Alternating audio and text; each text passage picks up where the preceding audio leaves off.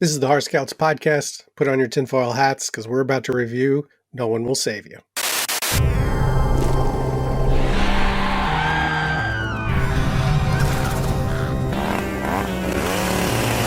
Hey everybody, welcome back to the podcast. My name is Mike. I'm one of your hosts and troop leaders.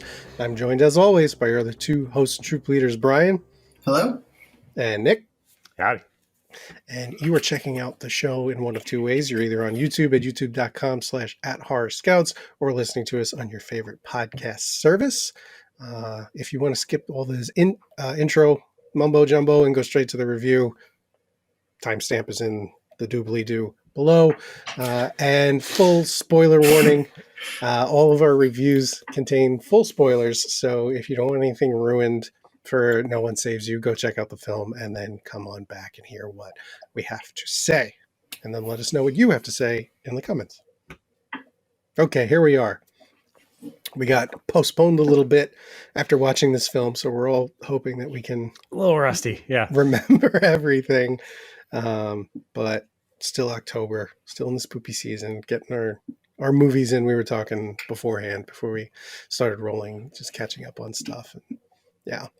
I finally finished the David Gordon Green's Halloween trilogy out of, just the sense of needing to complete it, not wanting to, and it holds up. I'm just mad at him now, and I'm after seeing the reviews for his Exorcist movie, I don't think I'm going to bother. Yeah. Yeah, cool. I'm glad you took that bullet for the team. I'm going to take the bullet too because I'm in the same boat as Mike. I feel the need to finish it, not necessarily the desire. But after it originally came out and everyone just shitting on it, it's like, I don't need to dive into this now. I need to give it some time. Yeah.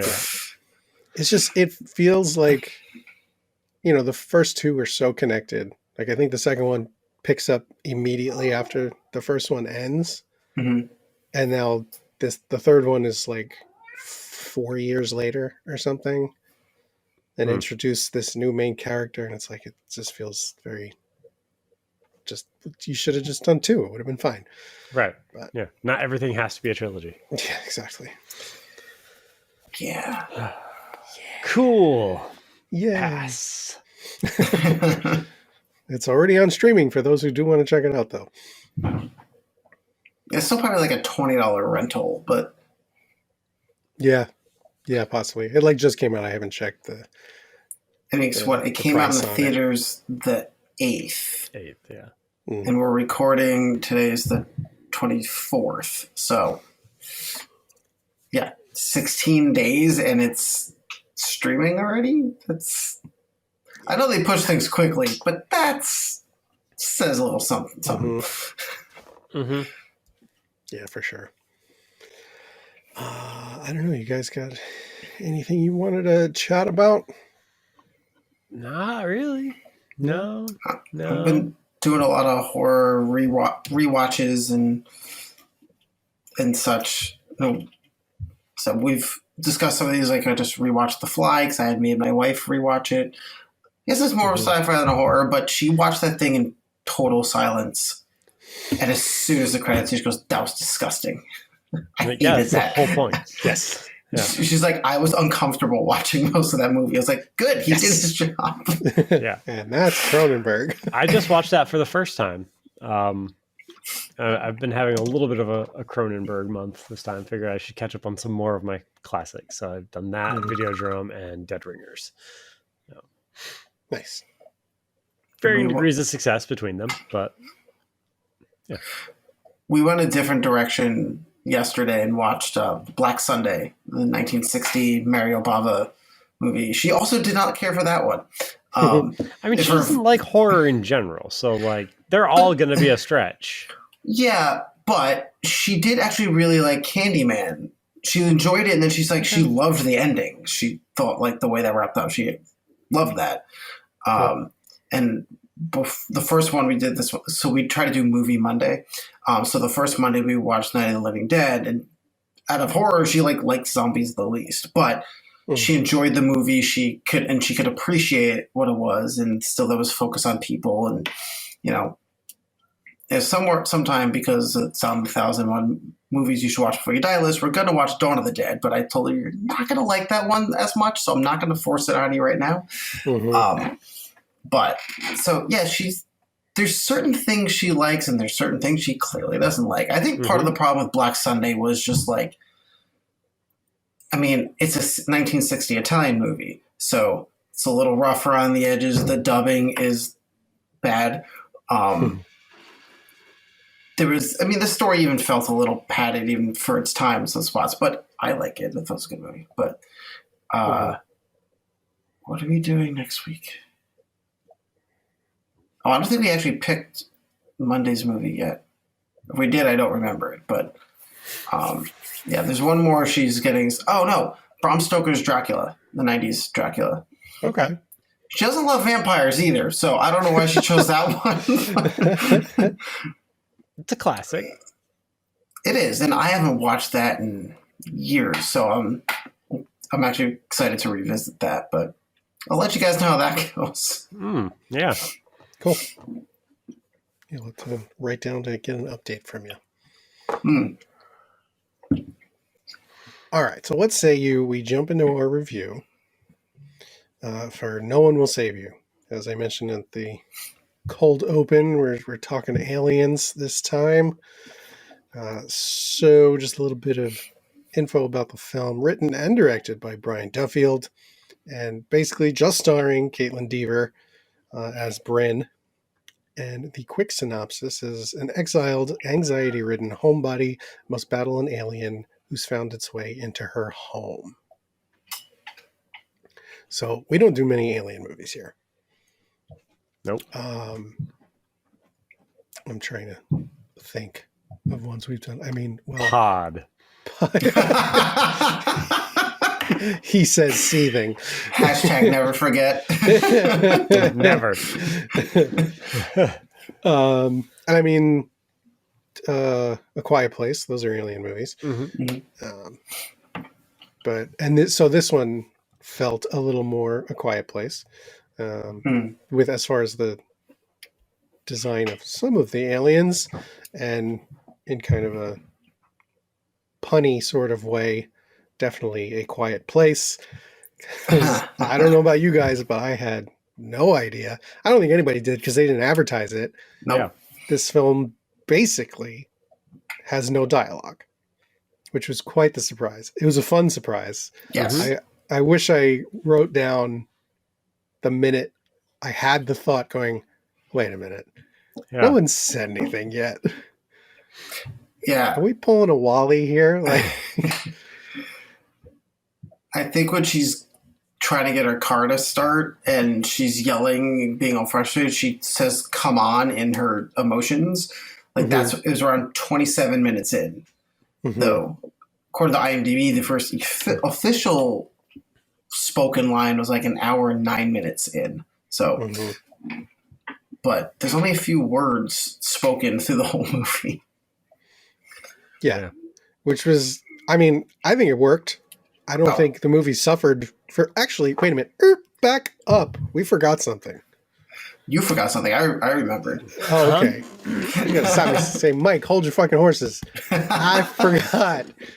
We got to do our yay, nay, or just okay to kick things off, so everyone knows where we're coming in. Baseline, gentlemen. Yay, nay, or just okay. Just Yay. okay. Okay. This is where it's a bad thing that it's been like 2.5 weeks since I watched this movie. I'm trying to remember my emotions about it. I'm gonna say yay. I think people should check this out. Okay, sorry, continue.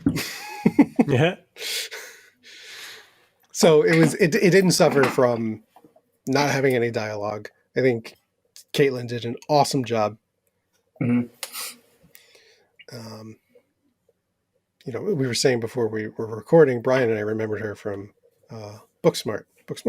And I'm surprised we haven't seen her in more stuff since that point. So, and then to suddenly show up in a horror sci-fi movie with no dialogue is quite the change from. It's a jump. Yeah.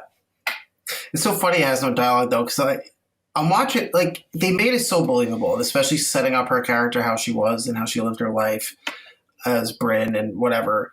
But I'm like, if I'm by myself for like 15 minutes, I'm talking to myself about something. I'm reacting to something on my computer. Like, I would not be silent through that whole thing. There'd be a lot of foul language. There'd be a lot of talking myself through the next thing I have to do. This would not be a quiet movie if I was the star. Yeah, no, I wouldn't. I don't talk out loud to myself pretty much ever. Really? Yeah, like I mean, I work by myself for the most part, and there will be days that, like, you know, I say goodbye to my wife when I leave the house, and then like I come home and that's the next word I've spoken. Like, really? Wow. Yeah. No, see, if I was you, because I know what you do, I'd be talking myself through, especially figuring chopping things. the wood, chopping the wood. Well, no, but I'm sure you're sitting there trying to figure things out and going, like, how would I do this? How would I do that? Like, that wouldn't just play out in my head. I wouldn't be having a full-on conversation with, you know, the guitar in front of me, but there would be words. All right. Yeah. No, I generally just work in silence. Yeah, I think I fall probably somewhere in between. I'll have little spurts now and then. I imagine a circumstance like this, I would be swearing a whole lot. Like, like I wouldn't be thinking of my game plan out loud, but there would definitely be, like, as you're running away from something, fuck, for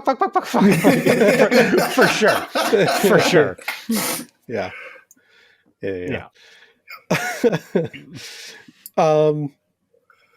So in my notes, I do have a few kind of badge-worthy notes that I feel like we kind of get lost in the shuffle sometimes with our reviews. So since I have them at the top, I'm just going to dive into them really quick before we get into the nitty-gritty. But I think the cinematography for this movie was great. I mean, just for the lighting alone, because it plays with a lot of fun lighting things, because you've got these alien ships, and not only does it do the traditional, you know, like spotlight down at the ground to like beam something up, but it also like shoots it through the front door, and there's like searchlight sort of effects through the windows. So that was really cool. But even just shots in general, and the tone and keeping things tense. I think it definitely helped. And also the editing. This is where, it being 2.5 weeks ago, I don't have any examples, but I wrote down, I was like, I really appreciate the editing in this. And then, I mean, the sound design was great too. I wrote down both those cinematography and sound design, like that, because there's no dialogue, they did play a lot with the sound and using the full range of your surround sound and noises from the aliens or things upstairs or whatever, but just a lot of little details in there. It was really well done. Nice. Yeah, and I think I use the word tense.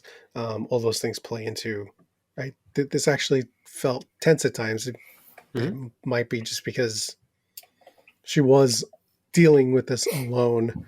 And also just kind of not a traditional tension, but the whole kind of subplot of, we don't know why she's been like exiled or, you know, shunned by the rest of the town, which I thought was a great little element for the first half of the film. And you just you definitely feel that tension. I mean, you know, she gets like, someone spits in her face at the police station and like no one bats an eye. It's like, fuck, what the hell did she do?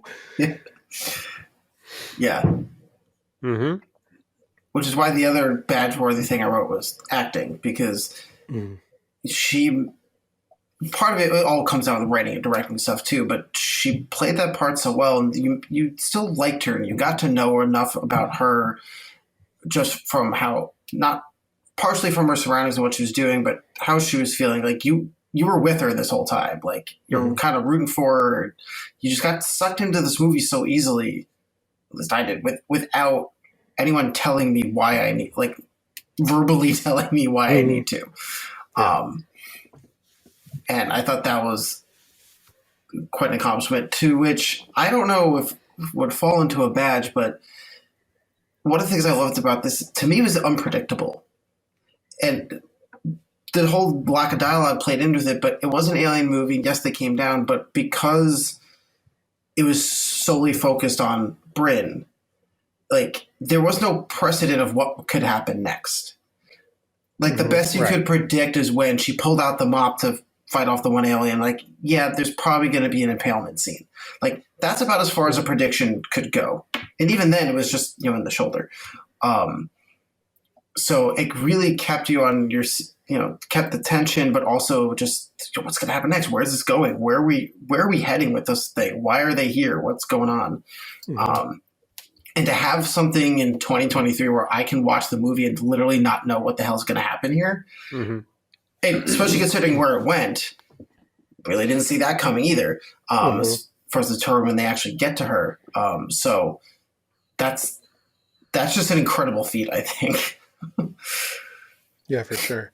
I think it's funny because one of my least favorite things also ties into, it has a flip side of the coin as to what they did well, and it ties into that. It's like the aliens, and I think this is in the trivia on IMDb or whatever, but at least the initial alien is very stereotypical, what we think of when we think of the Greys. Big head, big eyes. And I was kind of like, oh, okay. Yep. I mean, I watched the trailer, so I knew there was going to be something else, but it was cool that it evolved and there weren't just one type of aliens. They weren't all the same look, all the same height, you know, like lemmings. You got the little tiny one with the slightly longer arms, with the very long arms, which is a little goofy, but then you realize, like, so that being very stereotypical, and then the flip side is they add this element of like their limbs being so long, where they're like making symbols with their arms and stuff to signal and speak or what I don't know, communicate. Yeah, which was interesting. I mean, it seemed a little silly at first, but I was like, no, that's kind of clever. It did have that kind of jerky, clicky thing, which we know Nick doesn't like, and I didn't think was necessary at all.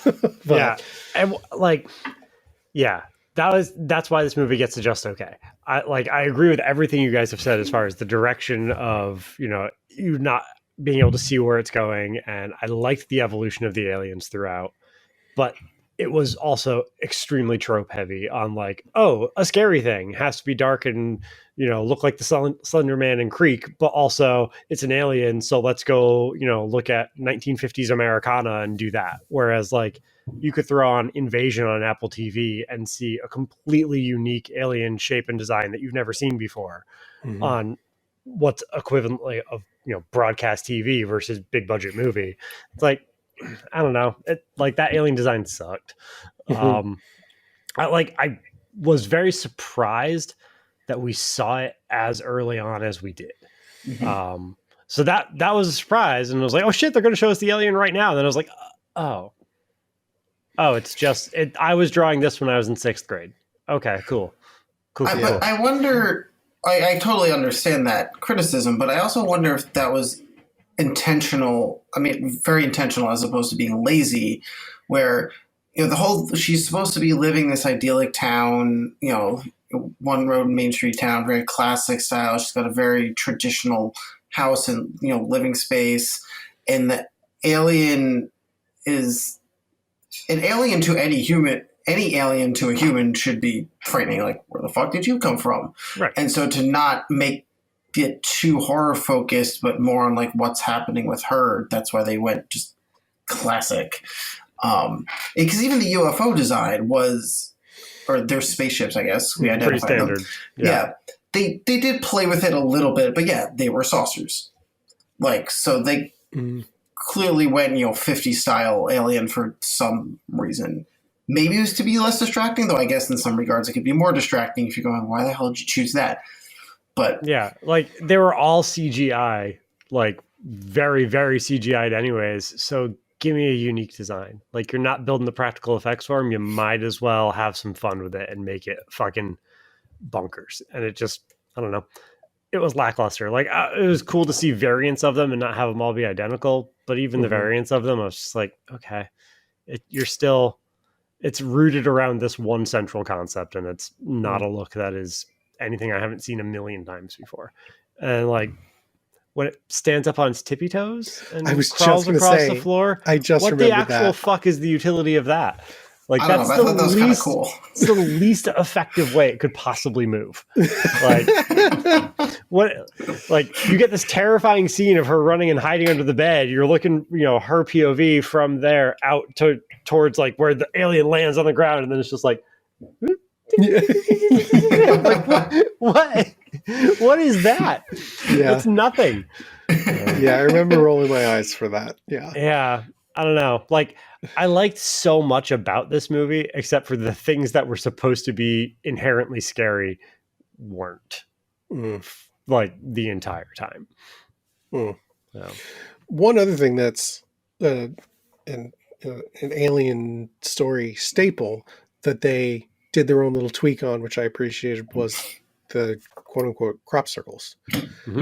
It, like, instead of these very geometric, almost mathematical bouquets of circles, in a field, they're just these like random rings, like coffee stains, burn spots on the yard. Yeah, right. That's exactly what they were. They were from the ships beaming down. Which that was an unanswered question. So like she comes out the morning and sees the ring there. I guess the alien was there the night before, but they also didn't like hint at that she was, or that something was missing from that space, because she wasn't like, hey, well, not that you would say it, but like, hey, where'd my flower pot go? Like, just like, why is there a dead ring here? Let me water it. Yep. But yeah, I did like that they did play with that a little bit, especially because you got some really nice like drone aerial scenes that showed that off. When it goes from like, an isolated incident where this is attacking just her, to then like, when she goes to town and try to report it to the police, and you're getting that overhead drone flyover, and you're just seeing crop circle after crop circle after crop circle at every house that she's going by. It's like, oh, this isn't an isolated incident. This is a fucking invasion. Yeah. That was cool. Which, so to the aliens, one thing they did do a little differently is, yes, their basic design might have been classic, but they had that little amoeba thing that tried to attack the humans and sat in their throats of all places. And of course, yeah. Luckily, this wasn't that kind of movie where they cut throats open to get them out. But that was definitely a twist. Like, oh, we kind of pick up these little guys that go into your mouth and then take you over from your throat. Weird thing. I mean, it was a great thing to like animate apart and know they're a very subtle way to see that they were possessed, invaded. I don't know what terminology you would use there. Body snatched. Yeah, right. Yeah, it kind of was. I mean, and that was another good twist as well when she's, trying to get the fuck out of Dodge, which again, good character choices. Like that is smart. That is something this movie very much so had, was like your final girl, only girl in this movie, is not an idiot the entire time, where you're just like, no one would do that. It's not a lot of that. And it's like, hey, her first thought is something's wrong at my house. Get the fuck out. Okay, I can't get out. Like, barricade the door there when she leaves. Not entirely necessary, but thinking. Go try to report it to the police. Oh, that's not going well. Let me get on a bus and just fucking go. It's like, yeah, okay, I like that. Smart character choices, but then having that really quick twist of, oh shit, the people on the bus aren't people. So if they actually catch you when they are landing in your yard, they're just possessing you. They're turning you, which was, not something I saw coming. I didn't watch the trailer. I don't know if that was part of it or not, but when humans started attacking her, I was surprised. Yeah, for sure. And she was smart, and she was a badass, but like in a believable way. She didn't do anything like over the top, but she did fend for herself. Right. And she even went so far as to, when later in the movie, the thing gets into her throat and you start to see what it's doing in her head, and puts her in this kind of fake state of mind, that scene cuts, and you see she reached into her own fucking throat to pull the thing out. Like, I was trying to think about that. Like, the amount of willpower it has to take to shove your hand into your mouth, down your throat to pull out this thing. It's like, I'm like sitting there going, can I do that? Like, physically, can I physically pull that off, let alone if I need to or not? Your wife walks in the room. What are you doing? Hi.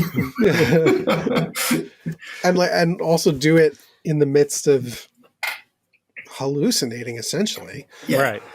Like, she had the wherewithal to go, this isn't right. I know this is fake. That was crazy. Yeah. Since we're in that space right now, and you were talking about the little amoeba thing, I love the beam that the aliens shoot into the house, and like if you get caught in it, it essentially like slows down time.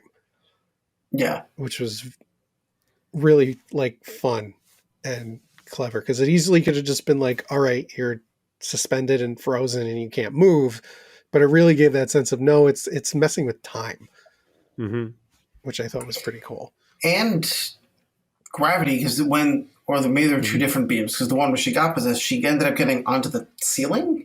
Yeah, that beam was red and most of the rest were blue. So I don't like, there could have been different beams. Yeah, because the blue beam, I think, just was like a force push. Like, that's what shoved the door open and broke. Seemed to affect metal as well. Yeah, there was something she was swinging at the one alien, the pot. Yeah, because it got caught partially in the beam. Held it to the door. Yeah. Yeah. But that was cool. They but they really put something full force at the beam. Like, you had that, and then even when the tractor beam thing came down, was it the one alien was bent over backwards, but got half caught in it and never fully like hit the ground, was arched backwards. They definitely had some fun with their light beams. That's a cool effect. Yeah, it was. I love the dead alien on the floor, where it's like she got one, which was awesome. But that was almost like, for me, the creepiest part of the movie. It was just, you've got this dead alien laying in your house, and like, she covered it with the blanket and everything, and it just, I've said this before, but when I watch movies, I don't really put myself in the shoes of characters, hence don't get as scared as some people do. And that, though, just like really thinking about, like, if you're in your house and there's just this otherworldly dead thing over there on the floor, and I have no idea if this is just going to sit up like Mike Myers, Right. I was definitely expecting it to do that at some point in time. So respect to the movie for not doing that. Yeah. And after she left and came back to it, like, she noticed the smell, like it was, rotting in there. But they kept playing with it because you saw the trail coming out of it. And that's when the little amoeba thing had escaped it. And she's like, what the fuck? And followed it out. And then eventually they came and claimed their brethren with the blue beam and like took it out of the house. But, all right, so go ahead. No, go. I would say we hadn't discussed like the subplot of this movie that kind of became a main plot point in the last quarter of the movie. Why she's isolated and doesn't talk to anyone. So she's writing a note. They actually have this whole scene. I think it's even in the opening credit sequence. She's writing a note to her friend Maud. Right. Interesting name choice. Yeah, very side note. Not of this era. No. Like, okay, she's writing to her friend. Not weird at all. And then they kept hinting at things were wrong. Like, she went to wave at the cute boy neighbor she's passing in, and he just kind of rolled her eyes and turned away. And then when she was writing to Maud saying she saw her parents in town, they looked happy, whatever. So you're thinking maybe, she's moved on, whatnot. She meets her parents again. It's the mother who spits in her face. Right. And then the father, who, of course, is the chief of police, because you need that convenience, like, almost says something to her and then does it. And I was like, which was a great scene of finding a way to write around not putting dialogue in. Mhm. And then I think it's before she gets beamed up. You see the room that's like a shrine to Maud. There's all her notes hanging up there and photos of the aliens checking it out. And you're going, you still don't know what the fuck happened. You're like, all right, who is Maud and why is she obsessed with her? Mhm. And the aliens take her and they do some mind trick thing to her. And so you see her past, why she is how she is, not what she is.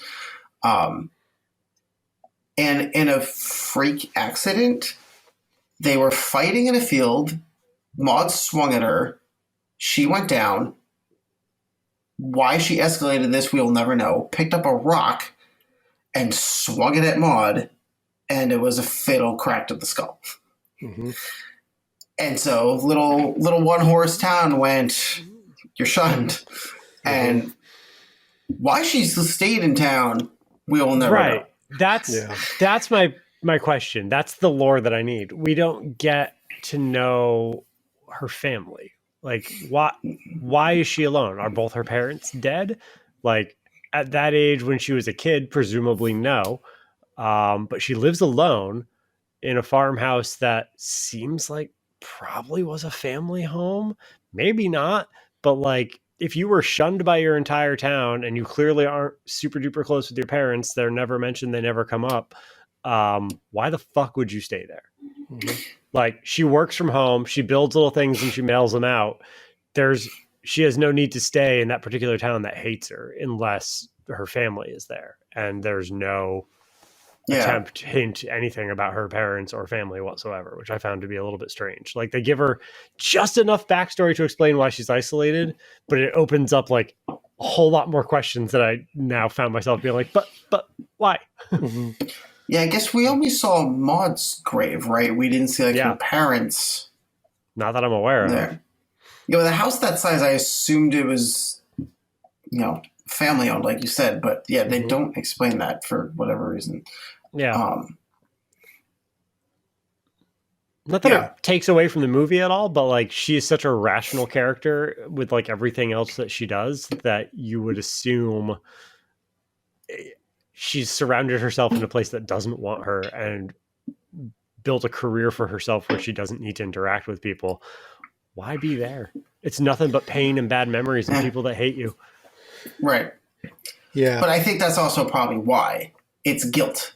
Yeah. She very can't well leave. Could be. That's the only logical explanation.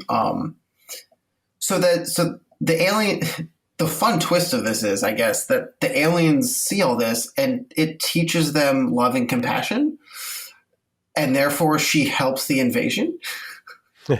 That's how I interpreted the end of the movie. Like, that was an unintentional thing when they read her mind or after her. They were like, finally, like, yeah, we got one. And they're like, what's going on up there? And now all the other throat-possessed aliens know how to act more human and be kinder and treat everyone better. That is not how I took that. Yeah. No? Interesting. No, I took it as they found their alpha and they left her to command them.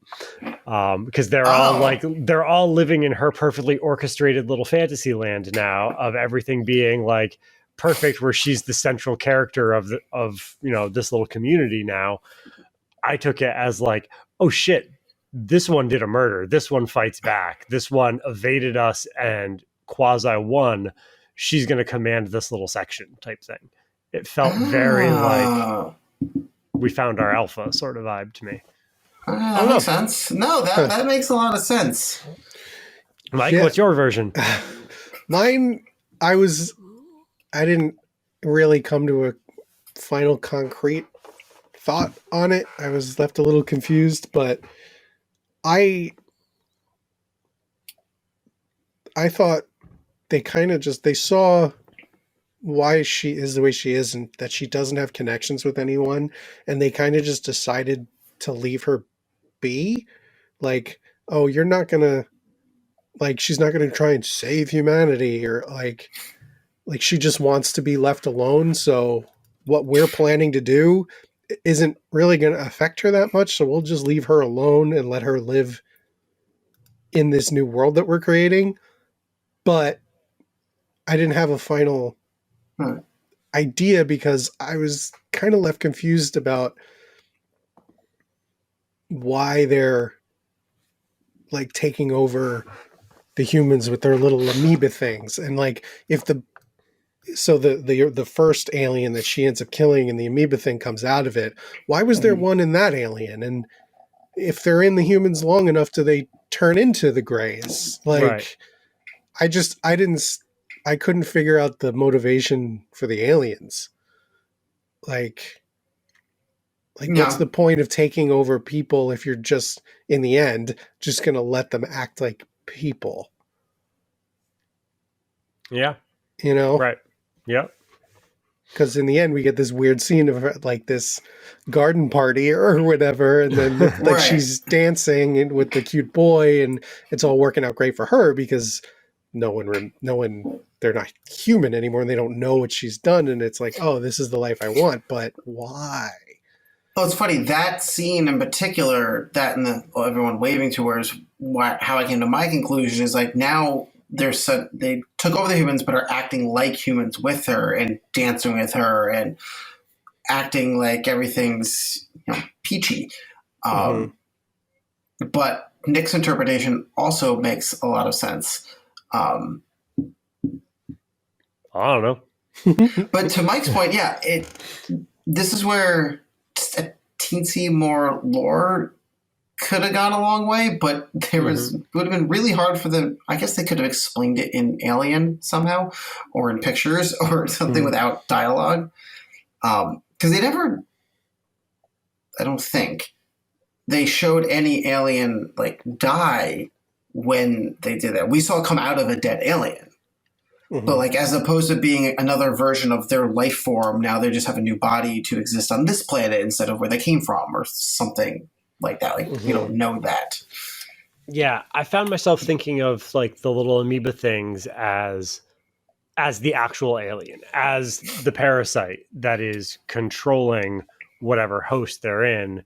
So, parasite's only number one goal is to spread and to, further its existence. So if it came across this alien race that had the technology and means to travel and infected them, that's an easy way for it to get to the next point. And then that makes sense. You infect your next batch of people, and what do? You see what they want by going inside them and reading their minds and seeing, this happy hunky-dory fantasy, and just letting everybody live in that little, mind palace thing, so they're not self-destructing and not trying to kill, you being their host, and let them live out that way. Which could explain why they leave her alone. They see her one and only goal is to like live quietly by herself, be accepted by the town, be just, returned to before she killed Maud. They see that and go like, oh, okay, yeah, that's going to happen anyways. When everybody else is living their own fantasy world, she'll be fine. Yeah, she doesn't need a mind palace. We're going to create it for her anyway. Right. Yeah. Yeah. It's funny. No, it's true. And I never thought about it being so open to interpretation. Not that I assumed mine was correct, but it's great. We have 3 different kind of takes on it. Yeah, the whole Slither, that makes me think of the worms in Slither. I think of just getting the brain, and they don't have the hive mind aspect here, but going through the mouth.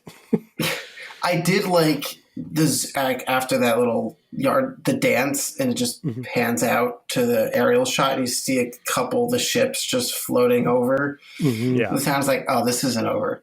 Yeah, that was great.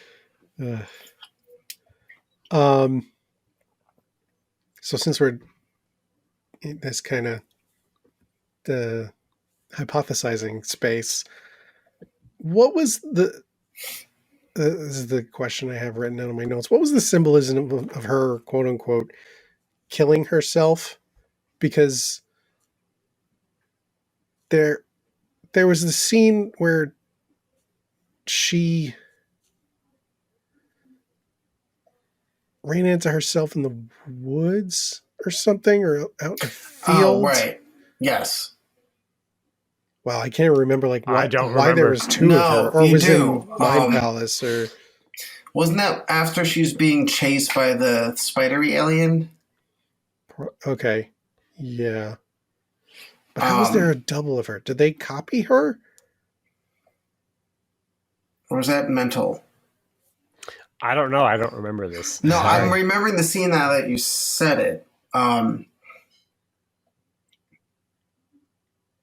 would need to watch it again, but I remember having thoughts at the time. Yeah, she ends up like killing herself. I don't remember how. Probably a throat slit, just for Nick. It's a horror and movie, then it has she's to be. like, she like falls to her knees in the ground, like holding herself. Because I remember thinking, oh, they're cutting this cleverly, so you can only see her face one at a time in the shots. But I didn't see the point in that. But I guess if we can't remember what even the scene was in the first place, I wanted to say it had something like possibly like something with forgive, because I don't remember where it happened in relation to her reliving the killing of Maud, where it might be symbolic to letting go of the past, letting yourself, forgiving yourself, letting it go, killing the past, whatever, moving on. But I don't remember the scene as detailed enough. Damn it! Now I'm gonna have to go watch that. Yeah, because the when she has like the vision of Maud, she's in the living room, I think, right? Yeah, and like Maud is her age, like coming to her. Right. That's when we get the only dialogue in the movie. She says, "I'm sorry, Maud. I'm sorry." Yeah, fuck. Can't remember. Hey, leave a comment below if you've seen the movie more recently than we have. Yeah, right. Remind us. Yeah. Yeah. Yeah. So sorry, I can't answer that one for you. Yeah, that's fine. My only other note was that the I guess the song at the very end of the movie, or maybe the credits, was "Knock on Any Door," which I thought was very clever. I remember thinking, okay. That was very well played. Yeah.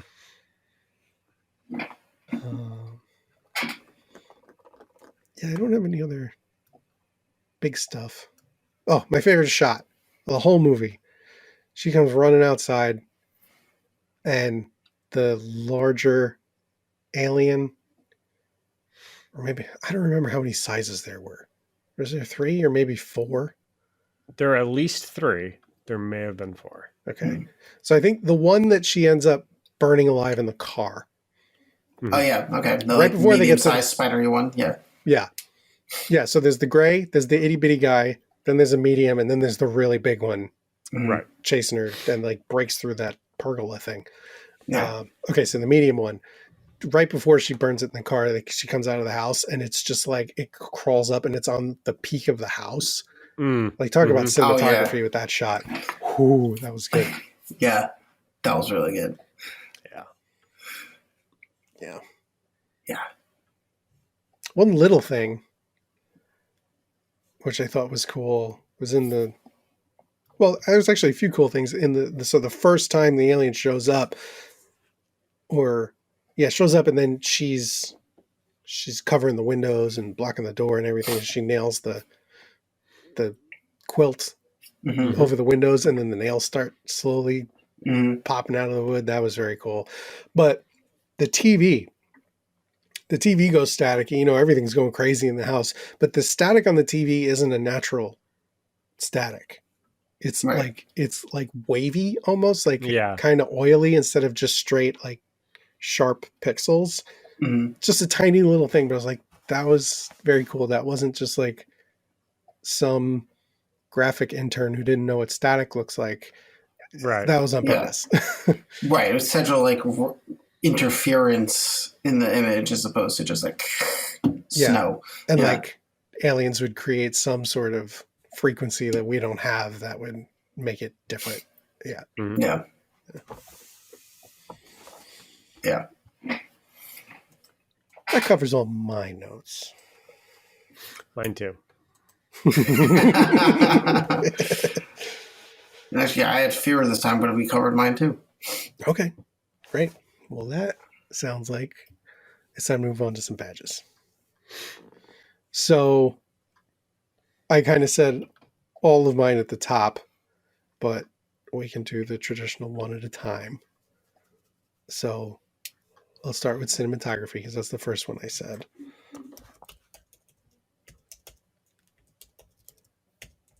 Yep. What do you guys want to do? I had that plus sound design. Mm-hmm. I'm gonna give it acting That was my other one. for like a one-man show. She fucking crushed it. Yeah. Mm. I've got editing, like I mentioned earlier. I support that. Yeah, I'm looking at the rest of the badges. I'm also going to do tension because I mentioned that. Mm-hmm. Dread. Yeah. The dread badge. Or do you have a tension badge? Oh, right. We use dread and tension pretty synonymously. No, I know. A lot of the time. I was just Yeah. making sure I wasn't missing a badge. That's all. Yeah. No, I forgot that's what we labeled it. But it's fair too, because you, like I said, you don't know where this is going. It's gonna be some apocalyptic climax. Mm-hmm. No, it's really a happy ending because literally everybody. Well, the humans don't win. The aliens win, and the protagonist wins. Yeah. Right. She's It's a happy. draw. They're happy. Yeah, it's a draw. Mm-hmm. The humans don't know they're unhappy. Right. They think they're happy. They're all in their whatever headspace the alien created. So like, Mm-hmm. Yep. it's kind of weird. It's not. The sequel is showing us what the intentions the aliens have for us actually are. Yeah, the sequel's a very much darker movie. Yeah. Very different movie. And then she decides, okay, I do need to save everybody. So That could be funny, and especially if they manage to do it again without dialogue. yeah, right. It's just subtitled alien clicking. Just I'm sure you guys saw the quote from this on IMDb is just alien sound effects. You know, they always do like, you know, facts, goofs, whatever else. Mhm. The quote from it is just like click, click, click, brop, click, click, click. I just saw that. Pretty That's- fucking good. Fucking hilarious. Yeah. So Well we played. good with badges? Yeah, I think so. Yeah. All right, cool. So no one will save you is going to get merit badges for cinematography, sound design, acting, editing, and dread. Awesome. Cool. Another Nice. one in the books. Thanks to everyone who checked out the episode. Again, we are on youtube.com/@horrorscouts. Comment, like, subscribe, do all that fun stuff. We're also on all the major podcast services. So if you want to leave us a review there, that would be just wonderful. We're on Instagram @horror_scouts. We're also on Threads. I haven't really used it yet, but I activated that, so we can start using that. Cool. Invite for our Discord is in the description. And that's it. Hope everyone's enjoying their October, watching all their scary movies, Mm-hmm. working through their to-watch list. And we'll see everybody next time.